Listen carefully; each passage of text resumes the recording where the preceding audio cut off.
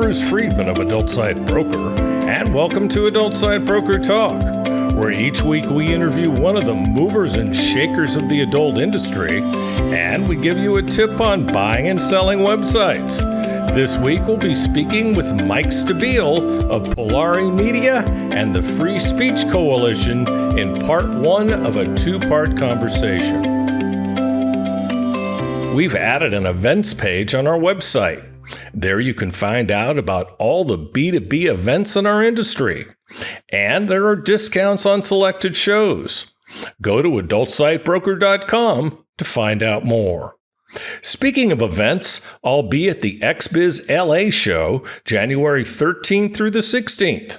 I'm looking forward to seeing everyone there and talking business. Contact me on our website to book a meeting at adultsitebroker.com. To register for the show, go to xbizla.com.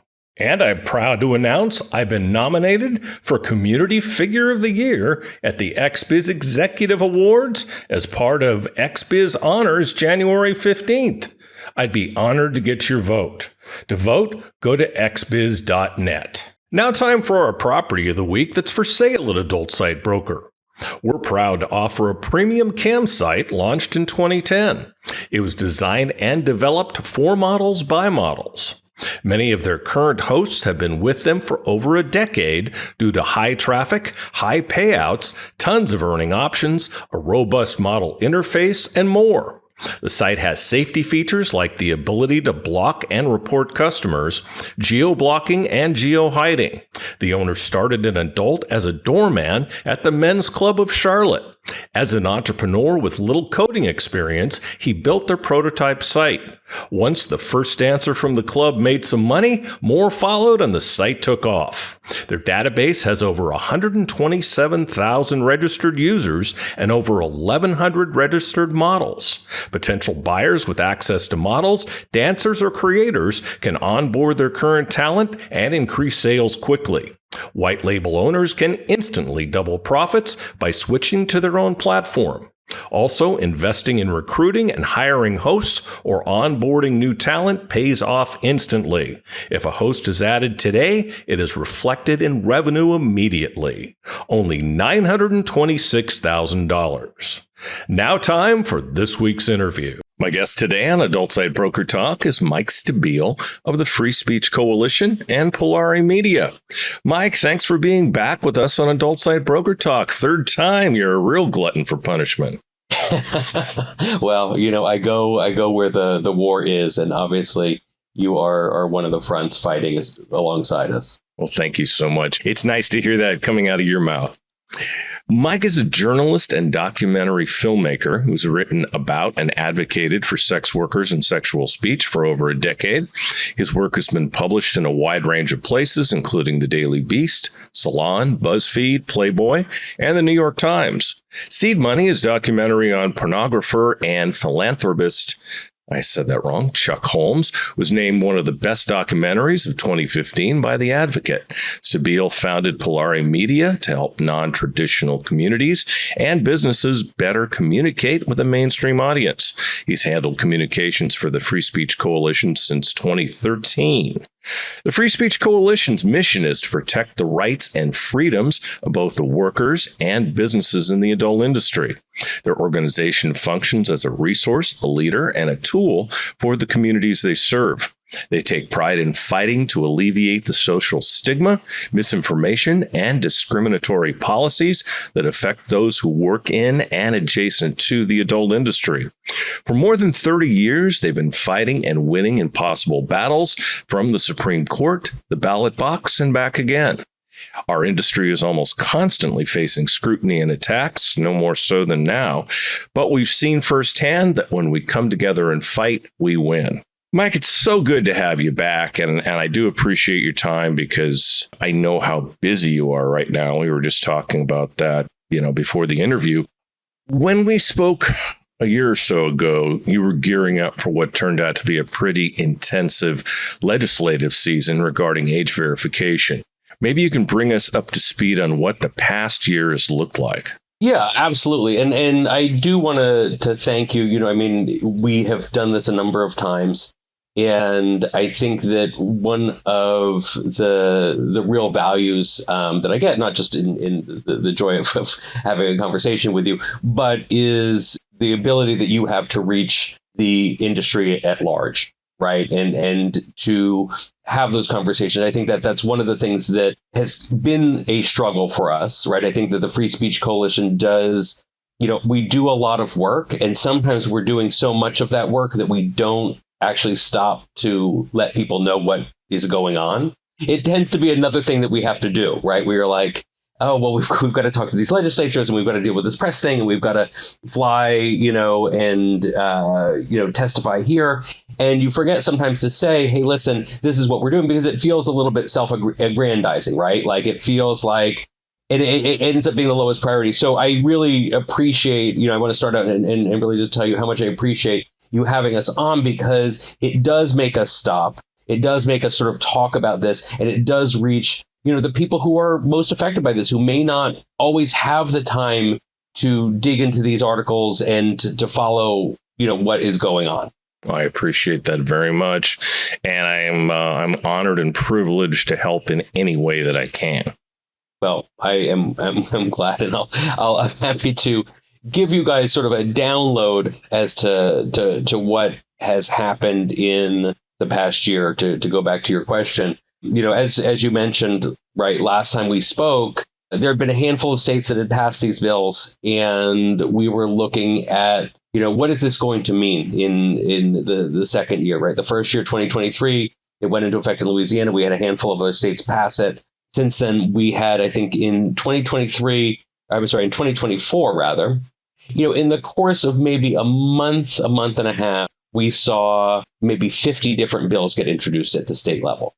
And sometimes there were states that had multiple bills. Sometimes some states had no bills. But it felt like in those early days of this year that we were seeing a couple of bills pop up a week. It did seem like it, didn't it?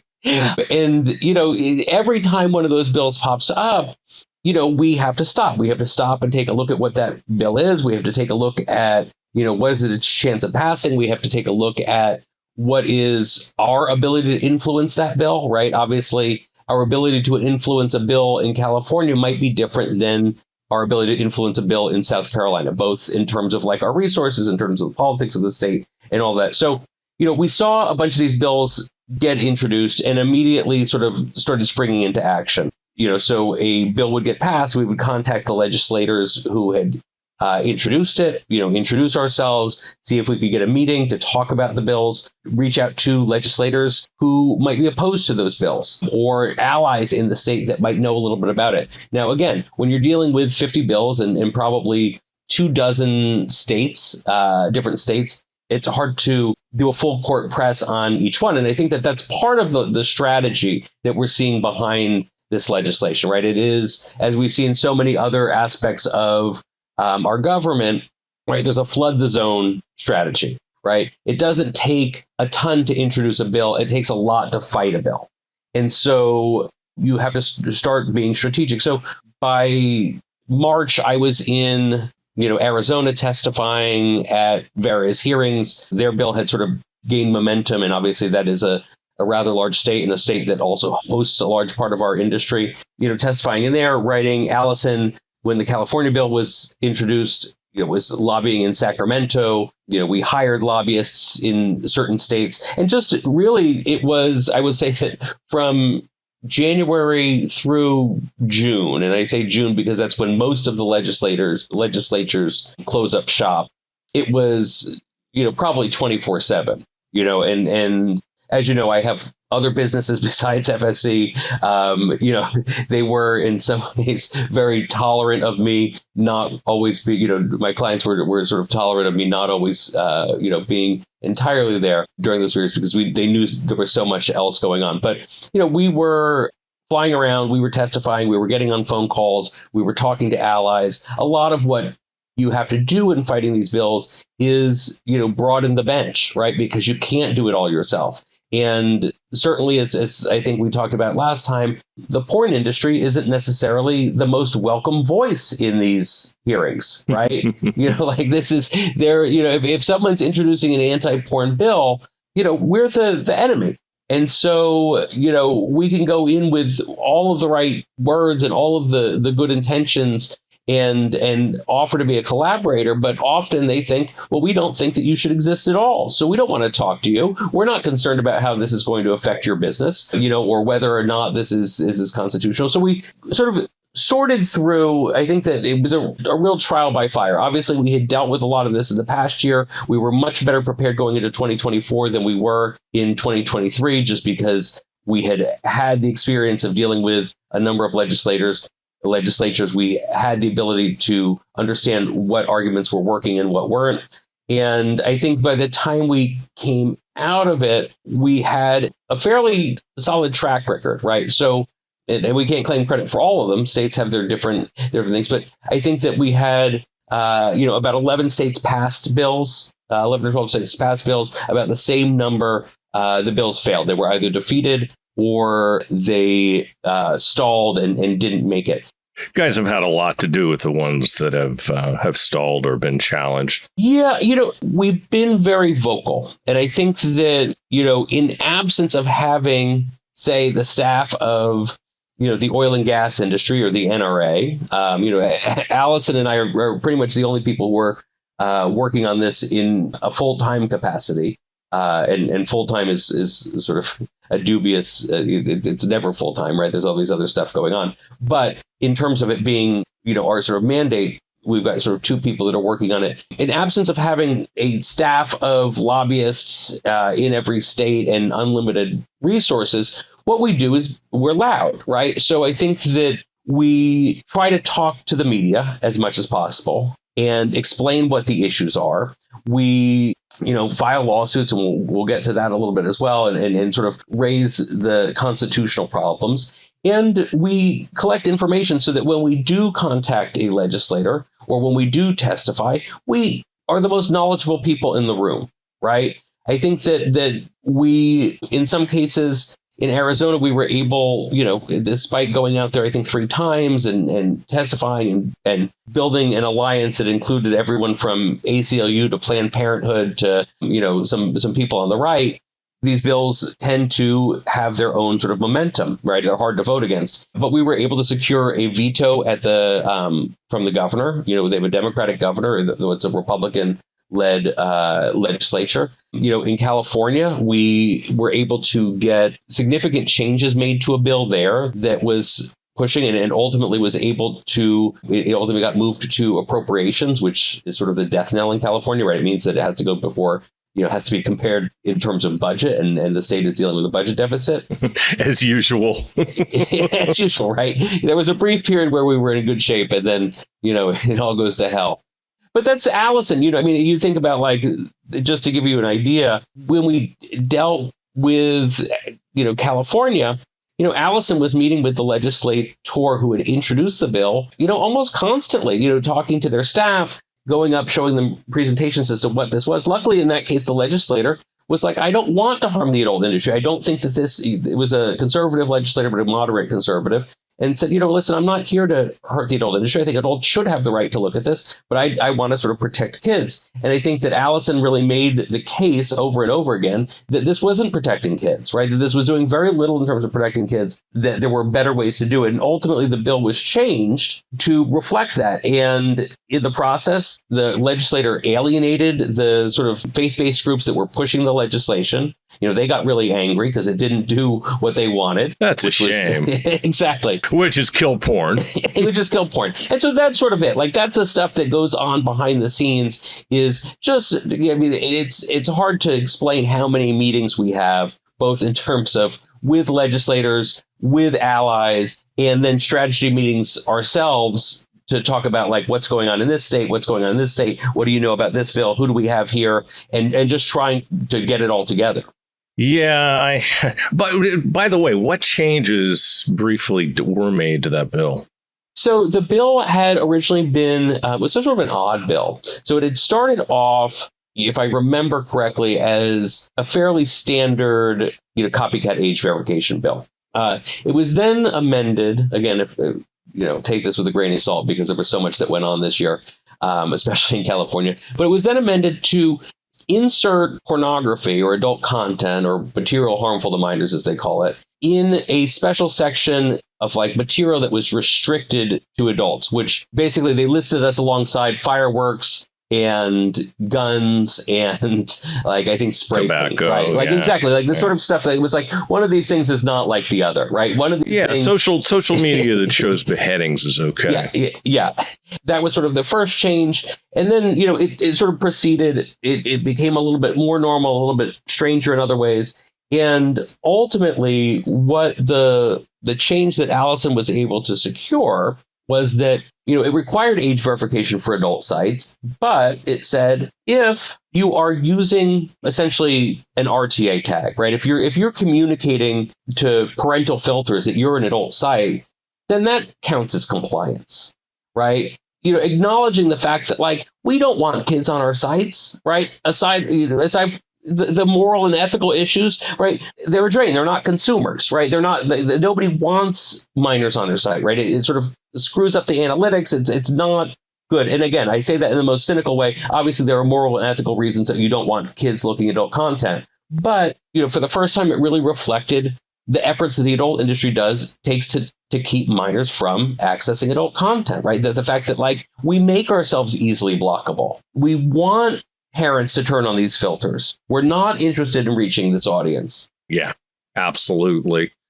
Well, we know who should be responsible. It should be the parents, but that's a whole other thing. What do you see the next year bringing? I think that it's interesting. I'm hesitant to predict because it always surprises me. But so in the past 2 years, what we've seen is this.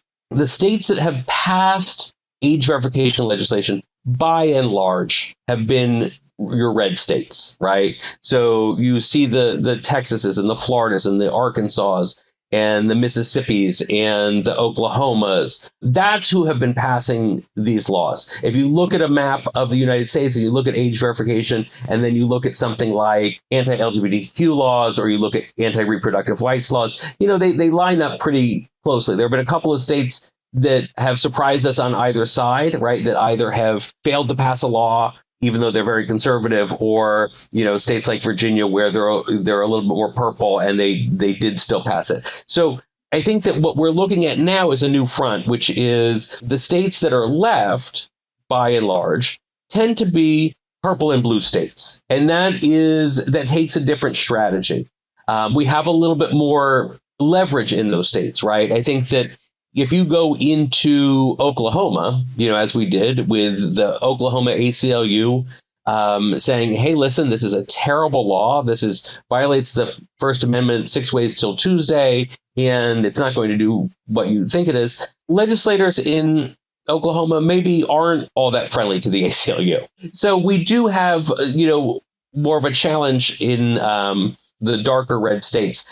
It doesn't mean that we don't have those challenges in, purple and blue states, as you see in California or in Arizona. But especially, I should note that 2023 was an election year, right? 2024, sorry. Well, it's always an election year. The question is where. Yeah.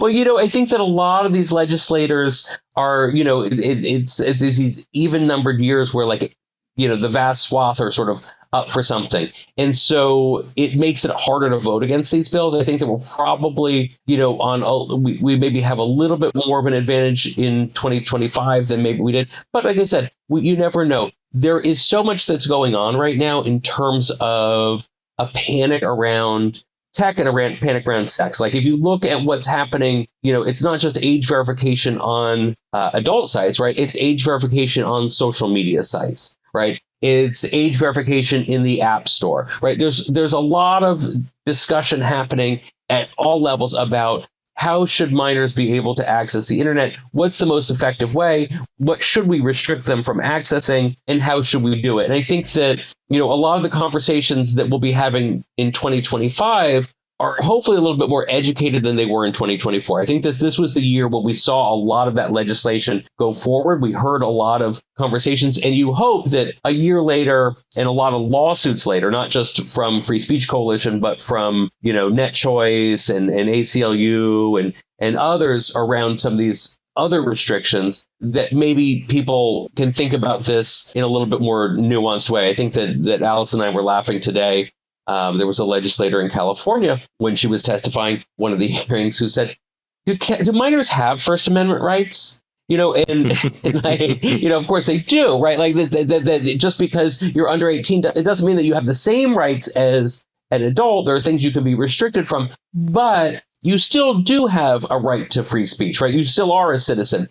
And I think that, hopefully we go into it. So looking at 2025, I think we're looking, like I said, at those blue and purple states a little bit more. But we also have on the table a wild card, which is the Supreme Court, right? We have now, I believe, 5 states where we have filed legal challenges. There are others that obviously we are constantly looking at and trying to figure out where it makes sense to file and what our resources are, because, they are always limited. But, figuring out where we can make the biggest difference. And, we will be, we just filed our briefs in the Supreme Court case, which is obviously, an appeal of the decision in Texas.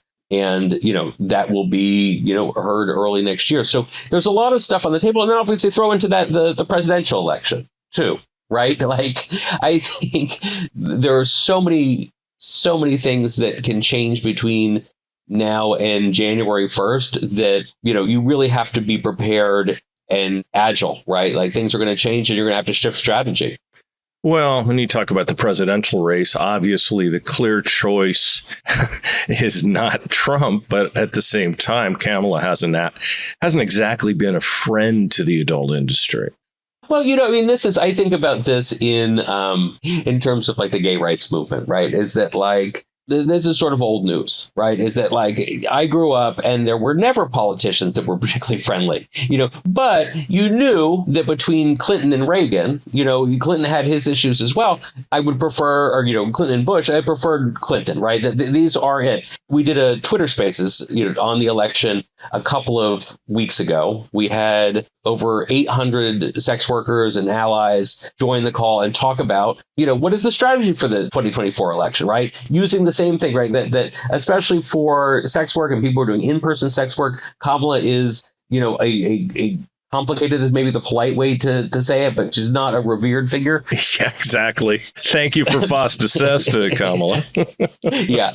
But what everyone basically acknowledged, and I asked for dissent, I didn't really get a whole lot, was that sex workers know harm reduction. And there's a difference between, getting slapped and getting punched. There's a difference between, maybe neither is preferable, but when you're dealing with a binary choice, you have to figure out, what is going to make the most sense. The lesser of the two evils. Yeah, that's been my whole lifetime. Yeah, I think it's funny listening to, the younger activists and people come up, and I'm always impressed with their passion and their commitment, but they're in some ways discovering that this is the case, is that like, yeah, this has always been it. It's very rarely someone that you're thrilled to have. It's someone that you think you can influence. And I think that that's where a lot of the conversations around Kamala and the call that we did, came to, which was like, listen, she hasn't been great on this. I think we can move her, right? I think that this is somebody who's going to, potentially, at least her staff and the larger administration would take our concerns seriously. That's what we've been seeing, as we've lobbied the Biden administration, as we've lobbied Congress, that the Dems are open to sex workers' work, right? They're open to this. It doesn't mean that we are there yet, right? It means there's a lot of work to be done, but there's some ability there to influence, not so much on the other side. Hey, Trump's a great client. Just ask Stormy Daniels, right? You've been involved in some pretty high profile legal battles. We were just alluding to the Supreme Court. I realize you probably can't get into too much detail on the strategy given that there are pending cases, but can you give us an overview of what's been happening in the courts? Sure. So there are, as I said, I think 5 active cases: Texas, Louisiana, Utah, Montana, and Indiana, where we have filed suit. And they fall into sort of 2 main buckets based on the laws that we're dealing with. On one hand, you have laws that are to be enforced by a citizen. I'm a parent. I catch my teenager has accessed, platform X. It's an adult platform. I think that has damaged them, and I now am going to sue. Right? Theoretically, we haven't seen any of these suits, but that is the majority of the legislation is what's called a civil right of action. Right? It's somebody, a citizen, bringing a complaint against the platforms. The other type is enforced by usually the attorney general. Right? The attorney general, as we saw in Texas, bringing cases against adult platforms directly without having to show that there was harm. It's just you're in violation of the law. I'm going to fine you. And then those cases, that is Texas. The cases that we have filed, that is Texas and that is Indiana, right? They have the attorney general. Louisiana as well. They added it at the last minute. And so we've moved forward with those cases. Those are a lot easier to get into a court because there's a clear First Amendment violation, right? The state, in the form of the attorney general, is prohibiting your sites from operating, right? Or they're creating regulations that chill your speech and chill the speech of people in your state. Those are easier to get into court, right? There's a clear path. With the ones where a parent or somebody could bring the suit, the civil right of action, that's Utah and Montana. That's a little bit trickier. And so because no one has filed a suit, what we're protesting is the chilling effect, the fact that the threat of a suit means that you have to, sites are going to pull out, the consumers are not going to be able to access it. And that's what we've learned is that that's sort of the plan, right? They want the chilling effect. They want sites to pull out. They want to have this vague threat of action so that adult sites don't operate. Those are a little bit more difficult because you have to, you're suing the state and the state will say, well, I'm not involved. It's between a parent and someone else. We just passed the law. We didn't have anything to do with enforcement. So we've been doing a lot of the cases we've been involved in so far have been really almost at those lower procedural levels, right? We haven't, for the most part, argued any case on the merits. We're arguing whether or not, most of the big stuff that you've heard, probably like Indiana and Texas, have been about preliminary injunctions, right? Can this law go into effect while we're challenging the constitutionality? And so, in Texas, we challenged the constitutionality. The district court said, absolutely. That is a clear violation of Supreme Court precedent. I'm going to give injunction. It went to the Fifth Circuit Court of Appeals. The Fifth Circuit reversed it, said we think that the Supreme Court made a mistake. We're going to choose we're going to rule differently. And then we appeal that to the Supreme Court. So a lot of the stuff that we're arguing really is procedural, right? It really is what can happen while we argue. We haven't gotten to that case of, is this even constitutional? It's more of, is it likely constitutional? Right? Can it be stopped while we do this? So even when we go to the Supreme Court, that is likely going to be a ruling that says, here's the standard that needs to be used and send it back to the court. We don't know. We don't know how it's going to go. But I think that that's the type of stuff that we're arguing about. And we were on a call this morning, talking with a member and sort of briefing them on what has gone on. And, I think that it can be a little bit dismaying to understand that, even with the Supreme Court ruling, even in our favor, there are still challenges, right? We're still going to be going at this. And I think that that's why it's really important that the other work that we do at FSC is to be part of the solution, right? To say, listen, we don't want minors on these sites. Here are solutions that would work better. Here are solutions that don't involve any privacy. We're not opposed to keeping to methods that would keep minors off the site. We want to do it in a way that doesn't disenfranchise, the vast majority of adult consumers as well, right? If it doesn't scare them away. We want to do it in a way that doesn't bankrupt adult sites, having to pay millions of dollars a month in age verification costs where they don't make that much, right? We need to figure out the balance. And I think that, I look at the MPAA, right, on the mainstream of entertainment industry, right? The rating system, I think a lot of people don't realize, is self-regulation, right? There's no law that says you have to rate a movie R or PG or whatever else. They did it to forestall that. Yeah.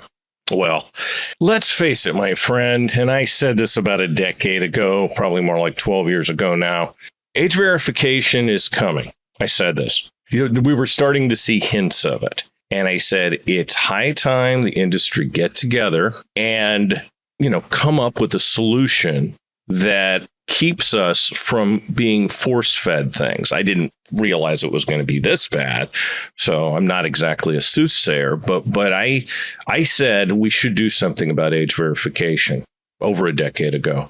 And unfortunately, at that time, the FCC wasn't as strong. Okay. Allison wasn't in her position. And where things were at that point. It's been way different, as you know, because you were there before and after, with and without Allison. But of course, that never happened. With all that said, and now it's 2024 as we speak. What do you think about some of the suggestions that there be device-based age verification that becomes a standard in the adult industry? I think that it has, obviously there are different forms of device-based age verification. We have voice support for a lot of them, right? I think that there are different ways to it. And the value of device-based age verification is that you don't have to share personal information with 1,001 different sites, right? You're not uploading your ID. It's not cumbersome. Your phone already knows who you are. Well, yeah. And then the other part of it is, okay, even if somebody goes to a VPN, which is what the kids do, they're watching Pornhub in all these states where it's being blocked. We know that. Pornhub knows that. Everyone knows that. Well, this is the sort of insanity of a lot of these laws is that, and the Indiana judge, the district court judge was really sort of clear on this and sort of funny. And he was like, listen, there is no proof that these laws are effective. Right? That they do anything. And that's been one of our, conversations points with legislatures is that, yeah, you could block one site, even if somebody doesn't have a VPN. And we know that, something like 41% of minors use VPNs regularly anyhow. And, that this is sort of ineffective. They're still able to access it on Twitter. They're still able to access it on Reddit. They're still able to go to a pirate site. They still can go to Discord or 4chan. Right? There's no shortage of adult content online. And so by going after a few high profile sites, right? Sites that comply with takedown requests, sites that verify age of performers and stuff like that, you're fueling the growth of this sort of underground industry. And I think that you mentioned, right, if 10 years ago talking about this, and I had to laugh because this industry, reluctant to do anything until it is absolutely, the world is on fire. Right. It's like buying insurance after you've been robbed. Yeah. Well, there are resource issues always, and there's competition issues. And one of the things that, I heard back then and I've heard since in the past few years is that, well, I would do this, but it has to apply to everybody. If you're one site and you suddenly start doing age verification, well, what about the other site, right? Suddenly that you're at a disadvantage. And so one of the principles that we've tried to talk about with legislators is that, it has to be evenly applied, right? It cannot just be, big adult sites. It has to also be, again, the content on social media. It has to apply. And the way to do that is device level, right? The way to do that is, again, your device knows more about you than you probably do, right? Including your age. And so being able to say, hey, listen, this person is, under 18 or likely under 18, and send a signal to a site that says, hey, listen, you better block them, or blocks it by default, right? We know that the parental filters are always going, they're able to block not just, a site that, platform X that we all know, but also can block a pirate site, where they can also block a site that's outside the country that's not compliant. It doesn't depend on compliance at the site level. And so I think that that's it. And one of the things that we've seen in legislation, and one of the things that we've talked about more is more of a signal, right? I think that this is, rather than depending just on filters, but having adult sites send, or have a device when, say I'm a 17-year-old. I attempt to access Pornhub. My device sends a bit of information that says, hey, listen, this person's under 17. Pornhub then knows, okay, block this person, right? They can't access it. And that doesn't require giving them information. It doesn't require a face scan. It requires at most one time sort of confirming your identity or confirming your age and then moving on. And I think that that's simpler, it's more elegant, and it's more effective. No, absolutely. And yes, social media should also be doing it because, like I said earlier, beheadings are probably even worse or are worse than watching people have sex. Well, there's so much stuff that is available, right? If you think about the inanity of some of this, right, you have blocking, in some cases, art content, right? You're blocking sex ed and Michelangelo under some of these age verification legislation, but you're allowing, crush videos, right? You're allowing snuff films. You're allowing, like you said, beheadings. And, there is a larger debate about what type of content should be restricted and at what age. But I think that does sort of raise well, this seems relatively arbitrary that this type of content is terrible. And also, for that matter, for minors, right? When we talk about material harmful to minors, a 17-year-old is different than a 9-year-old. And under these laws, they don't make a distinction. So you're saying basically a minor, well, that minor could be 9 years old. So I need to make sure that everything on the internet is suitable for a 9-year-old or else I'm going to get sued. And that is, that's going to be Game of Thrones, right? That's going to be a lot of sex education material. That's going to be a lot of conversations that are maybe not appropriate for a 9-year-old. And so it's a slippery slope. We need to be nuanced about how we do it. Agreed. So you guys haven't limited your work to DC. As we talked about earlier, you're doing a lot in state houses, right? Yes. The state houses have been the sort of the main front of this. And that has been, in some cases, like I said, getting more involved and hiring lobbyists who can set up meetings, who sort of know how the power flows. It's really hard and it knows the ins and outs of the legislature, right? They all have a generally similar model, right? Similar to the House of Representatives and the Senate, right? They generally have like a bicameral structure and a governor.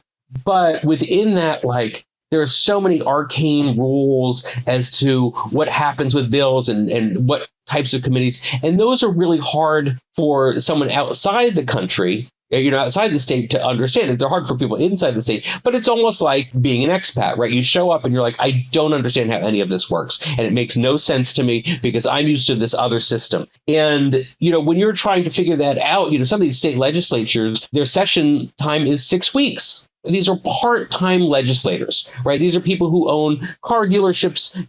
Maybe they're lawyers, maybe they're vets, maybe they're school teachers, right? They're not working full-time. They're just basically coming in on an almost volunteer basis in some of these kind of like states. Congress. Yeah. Well, Congress at least gets paid, right? They at least get, not that they're making millions, although, depending on the stocks. But theoretically, they're at least getting paid close to $200,000 a year. These state legislatures in these smaller states, they don't, and they're not full-time legislators. So they come in and you'd be surprised. You talk to a Judiciary Committee member in a state and they have very little information about the First Amendment. They don't know anything about it, right? Maybe they're a lawyer, maybe they're not. Best case scenario, they are. But it really is frustrating. So so that is it. We are, in some cases, you can testify remotely. So you can get on a Zoom call. Allison early on was on in Delaware testifying. But you find out immediately, okay, well, your time limit is 2 minutes. That was also, I flew to Arizona, to Phoenix. You sit there, you've got your speech, you go in 2 minutes. They can give you more if they want. And you're like, okay, well, suddenly I'm standing up there. I've got to think on my feet. I've got to come up with a way before they cut off my mic. And so, again, lobbyists sort of help you understand that a little bit ahead of time. But most of the time, we don't have the resources for lobbyists. Most of the time, we are doing what we can to make educated decisions, to call on our allies. And that's sort of what we're doing now, right? We're looking at those states that are ahead. We're figuring out what's coming in. Who can we get in touch with? Did they introduce a bill last time? What happened to it? Who was involved? Who should we get in contact with? And then, essentially do a dog and pony show and talk to as many people as you can so that when the bill does get introduced again, at least people are educated about what the issues are. Because I think that a lot of the things that we see is people say, well, there's no problem with this. We do this in a liquor store. We do this at an adult bookshop. This is the same exact thing as buying a Playboy at, a 7-Eleven. Done. And, it's a lot more complicated and people don't understand that. And that's part of our job. Well, I mean, how much of this is politicians not understanding the internet fully? Yeah, it is. I will say that part of it is the politicians not understanding the internet fully, and that is a large part of it. I would say the other part is there are a significant number of legislators who do not believe in the First Amendment rights of the adult industry and see this as a way to get around First Amendment concerns. And we heard this with the head of Project 2025. He was caught on tape, a month or two ago, saying, listen, we introduced these age verification laws because we wanted the businesses to pull out. We don't want them. We knew that there's First Amendment concerns in just banning porn, but we want to ban porn. This is our way of doing it. We're going to ban it by making it really, really difficult to access. We're going to make it so scary for people to upload their ID, and they're going to worry about surveillance. I mean, he did, giving him some motivation here, but he did sort of clearly say, listen, this is why we did this. Age verification laws were sort of a backdoor way to ban porn. And so I think there's a lot of legislators who are saying, yeah, I don't care. I don't care about your rights. I don't think you have rights. I don't think anybody should be able to access this. I'm going to pass this regardless. I don't care if it's constitutional or not. We have to do something. And then there are people, I think there are also a lot of people who say, geez, this makes me uncomfortable, but we have to do something. Or, geez, this makes me uncomfortable, but it's an election year, and can I really be voting against a bill to protect children? Supposedly. Yeah, exactly. There are a few profiles in courage that we've seen, and I've been heartened by some of the engagement we have had with legislators and legislative staff, but it is these are designed to be difficult bills to vote against. Yeah, of course. What's a day like in this fight? Now, a lot of this happens behind the scenes, and people don't realize the work that goes into it. Yeah, well, I mean, after this podcast, they'll be like, Jesus Christ, all he does is, what a martyr. All he does is complain about all the stuff they have to do. They've probably got a good picture of it. But, to give you an idea, the first thing, obviously, that happens is you wake up and you read the news, right? And one of the great pleasures and great stressors of this job is that often as you read the news, you find out that you're in it. That you get up and you're like, oh, what the fuck did that court do? Or who passed what? Or you check your email and there are, 18 press requests from something that you didn't even know had happened yet, right? So that's it. Like, you get up and you try to get a state of what has happened, what do I need to respond to immediately, and then you start strategizing. Like, I think that very often what you're doing is responding to emails or inquiries, whether that's press or legislators or potential allies, and trying to get settled, right, as you're having your coffee.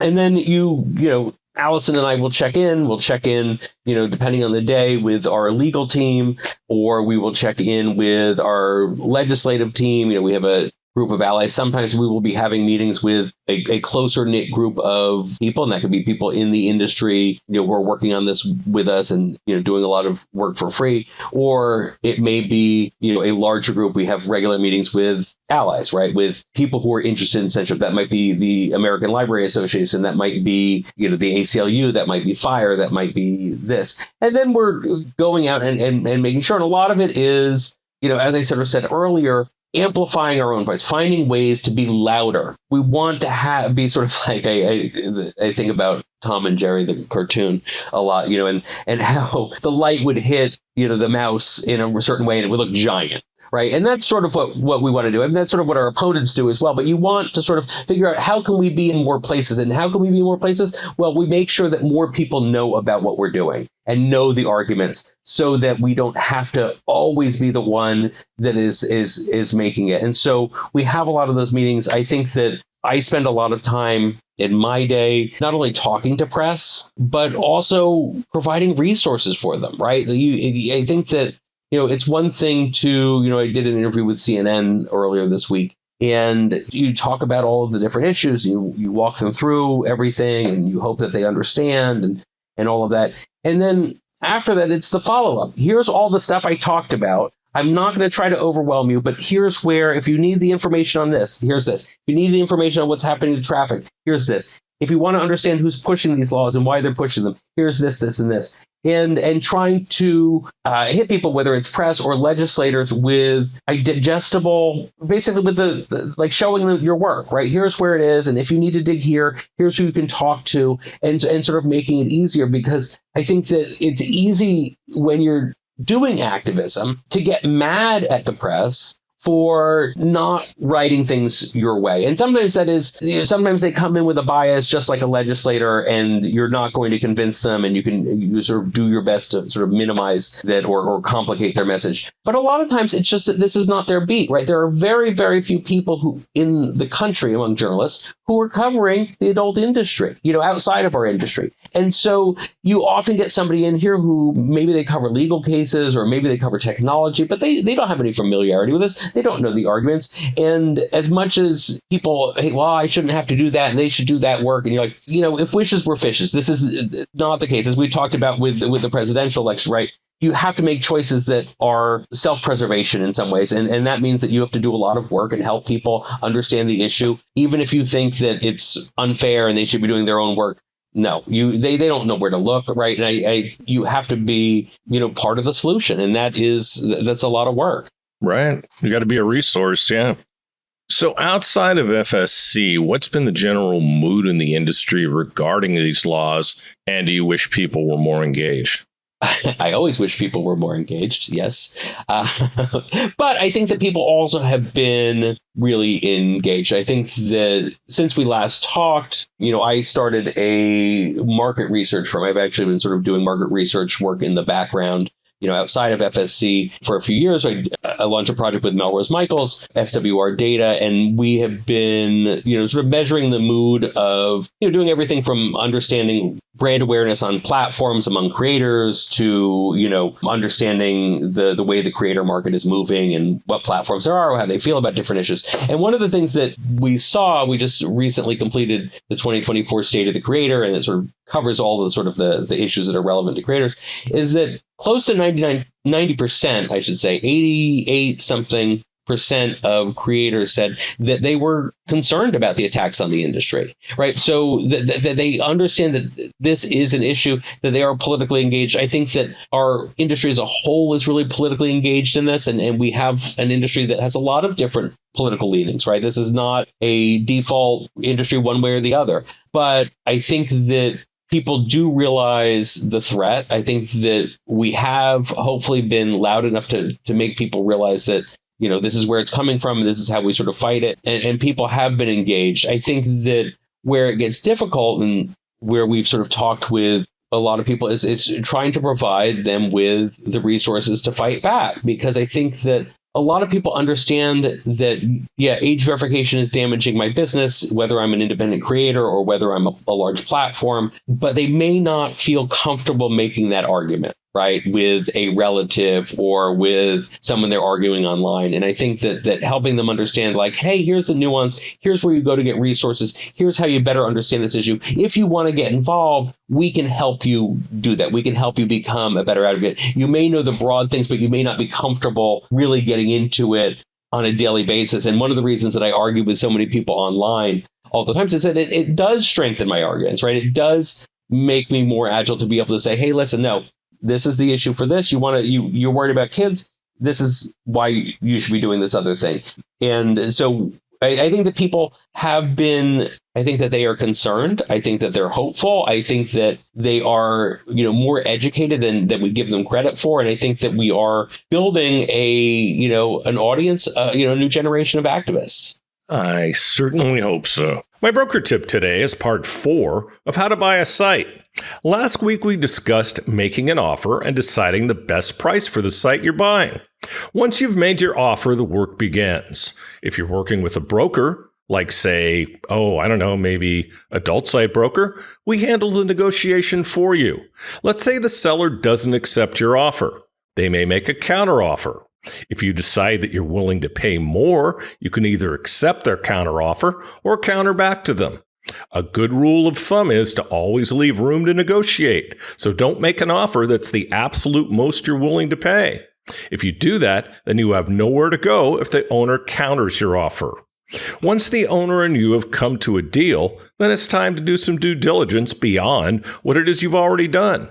During the initial process of looking at the site, you should have asked some questions, like in the case of a pay site, how many joins and rebills there are per day, and any other pertinent questions. During due diligence, you need to make sure everything is where you need it to be technically to integrate it with what you're already doing. You may even get your developer involved if you're not tech savvy. You and or your developer should ask these pertinent questions. Once those are answered to your satisfaction, you should either have the seller or yourself draw up a sales agreement. I always tell my clients to do the agreement. Why? Because that way you can dictate the terms. So whether you're the buyer or the seller, you can make the rules. But just get ready to have the seller's attorney change some of those rules. Nothing is final until everything is signed off on. Another thing we do for our clients is a letter of intent prior to the sales agreement being done. This gives your attorney a roadmap for the agreement. The letter of intent, and more so the agreement, will have all the terms involved, including who pays for everything, who pays for escrow, for instance. This can be paid by the buyer, the seller, or split between both parties. We'll talk about this subject more next week. And next week, we'll once again be speaking with Mike Stabile in part 2 of our interview. And that's it for this week's Adult Site Broker Talk. I'd once again like to thank my guest, Mike Stabile. Talk to you again next week on Adult Site Broker Talk. I'm Bruce Friedman.